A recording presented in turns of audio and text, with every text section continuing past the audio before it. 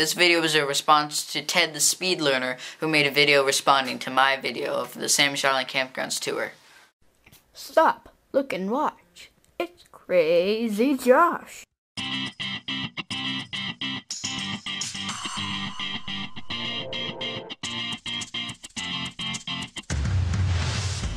So, welcome back to the CrazyJoshCravies. I make vlogs, sketches, and whatnot. And a couple of days ago, a YouTuber known as SpeedLearner responded to one of my videos called the Samish Island Campgrounds Tour. It was a tour of the campgrounds that I used to live at and I still go to for summer camps. The link to the video on SpeedLearner's channel will be down in the description. So I'm not going to spend much time talking about my video itself. I'm just going to be talking about his video because this is a response to his video, not mine. So SpeedLearner had many questions about the video, which I'm happy to answer. Where is Samish Island? Samish Island is located in Washington State. It's around the city of Anacortes. I don't know if you know where that is, but that's where it is.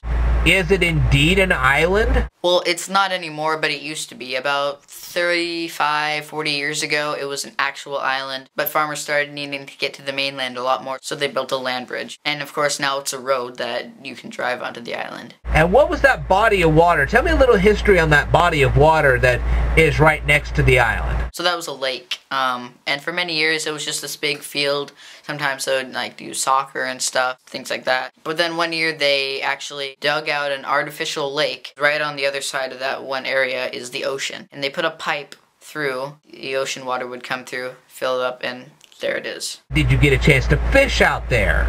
I'm sure that thing's teeming with fish. Actually, you can't fish. There aren't any fish in the lake. I don't know how, but they took out all the fish, and so sadly you can't fish. Why is it called Samish Island? So many years ago, before Samish Island was called Samish Island, the Native Americans lived there. That's pretty much the story for a lot of places. But the chief of the area of where the campgrounds are, his name was Chief Harry Samish. I'm not sure if they named it after him when he died or when he was still a chief. I'm not sure about that, but his grave is actually on the campgrounds and you can go to it. It's sort of like off the side to one of the trails. When you're videotaping, this is something I had to learn. I felt so bad about this. I went to Quincy, Illinois and videotaped looking for Lincoln Heritage Coalition signs, and when I did, I stood too far away from the camera and nobody could hear me. And this is something I noticed in your video as well. Take it from somebody who made the same mistake as you did. When you're videotaping, don't stand near as far away from the camera. Get a microphone. I don't care which, but do something so that these people can actually hear you. I'm as guilty as you are, so we're kind of all in the same boat. I felt terrible about this. I figured in editing I could just amplify my voice, and I couldn't amplify it as much as I thought I could.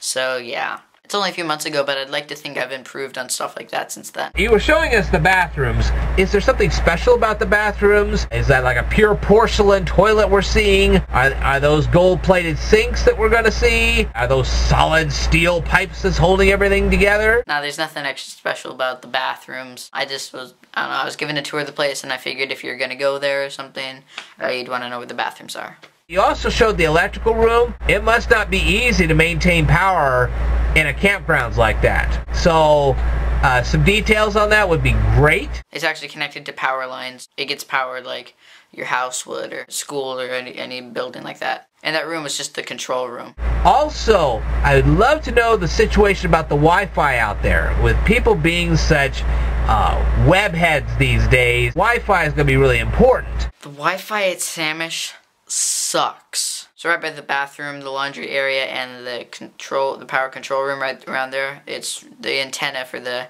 Wi-Fi is there. You can get decent Wi-Fi if you're in about 50 feet of it, but then after that it sucks. There are a few repeaters around the campgrounds that will pick up the signal and amplify it, but not much. You were talking about the laundromat that's there. Is that coin-op? Do you like pay a fee to the campgrounds and then you can use the laundry machines as much as you like? Believe it or not, the laundromat, you can actually wash your clothes there for free. You don't have to pay for it or anything. You go in there, they even have soap there for you to use, fabric softener, all that laundry stuff. And you put your clothes in it and wash it, and yeah, it doesn't cost you a cent. The dining hall. Boy, was I impressed with the dining hall. When I saw that, I was like, wow, they have a lot of kitchen equipment in there. What kind of cutlery do they have in there? I mean, is it like pure silver-plated cutlery, or is it just like cheap cutlery? You know, what kind of pots and pans do they have in there? All the utensils and knives and stuff in the kitchen are just normal metal knives. And the pots, normal stainless steel pots and pans. Do they have a refrigerator and a freezer? They actually have in the kitchen a huge, like this really big walk-in fridge. It's really cool. And they have little doors on the side that you can just get stuff out of. But yeah, that's where they keep all the cold foods. And I feel really bad about this. I don't even know why I didn't do this, but for some reason I didn't. I didn't show in the tour downstairs dining hall, because there's decently sized downstairs to the dining hall. And I don't know what I was thinking. Maybe I was just in a rush or something, but I didn't show the downstairs. But downstairs, it's pretty much directly below the kitchen. It's pretty much a storage room, but it's got this line of freezers, like the ones you open up like this and reach inside. The tables and chairs in the dining hall, are they sturdy? How much weight can they handle? The chairs are those annoying metal fold-up chairs that you get in a lot of places, but they're good quality chairs. We've had like 3 break in the past 50 years, and the tables are good quality too. They've got the metal stands, so yeah, they have nice clean tables too. You are showing us a great big rock between some cabins. Is there some kind of inscription on the rock? Is there some kind of history on the rock? Cabin B4.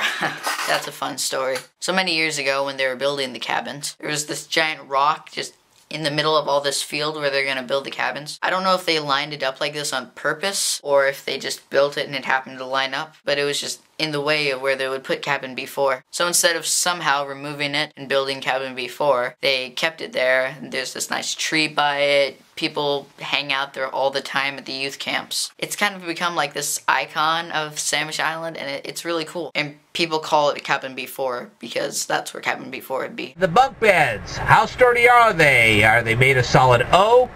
Are they made of just cheap plywood? You lay on them just the wrong way, suddenly they collapse. All the bunk beds in the cabins are very good quality wood. It's really hard to break them. I don't think they've ever had a bunk bed break. In some of the cabins they have a metal, just one bed, not like a bunk bed, but just one bed. You can actually stack 2 on top of each other and make get a metal bunk bed.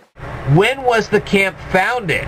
The Samish Island Community of Christ Church Camp was founded in 1959. And in 2009 they had this really good celebration of 50 years at Samish. And they actually had this, they had a time capsule that you could put stuff into, and it won't be opened for, I think, another 50 years. Sadly, we weren't able to put anything in it, so when I'm old, I won't be able to see stuff I put in, but I'll be able to see stuff that other people put in. The flowers in the background, you were between 2 sets of cabins. There were some flowers, there was some foliage in the background. I would have loved to know more about that. I'm not entirely sure what you meant by this. I'm not being rude or anything, but I'm not actually entirely sure what you meant by the flowers. There are flowers painted on one of the cabin doors. I don't know if you saw that somehow, but I don't know. The history of the chapel, maybe some famous people got married in the chapel at some point. The mini chapel was built before they had the real church built, which is just down the road from the campgrounds. Many people have actually gotten married in it, but that was years ago before they had the actual church built. They actually had it more towards the gravel road. When they built the e-cabins around 2007, they moved the chapel over. Now, when you're talking about the lake itself, whatever body of water that is, was there a major mosquito problem out there? Believe it or not, the lake isn't much different from the rest of the campgrounds. I mean, because it's northern western Washington, there's mosquitoes all around the campgrounds, but not too much of a problem during the summer. But yeah, the lake doesn't have like extra mosquitoes or anything. And the barbecue pit you were talking about, do you cook just little hot dogs out there, or can you bring big porterhouse steaks? The campfire is actually only used for just sort of background lighting during the campfires. There's a big campfire pit that I didn't show in the tour right by the dining hall where they roast stuff sometimes. And that's about it for all your questions, it seemed. I did want to mention one thing, the Proud Gran and Gramp. 4 people have actually left comments on your video. When it comes to Proud Gran and Gramp, I'm assuming that's your grandparents. As far as I know, that's not my grandparents. So I don't think it is. I mean, it might be, but I doubt it. So this was a response to SpeedLearner once again. Hopefully, even if you aren't him, you sticked around. And of course, links to the original video and his video will be in the description. That's about it. So keep on watching. I hope you subscribe. Maybe even if you aren't SpeedLearner, anybody, you're allowed to subscribe. Did you know that? And until next time, I bid you all goodbye.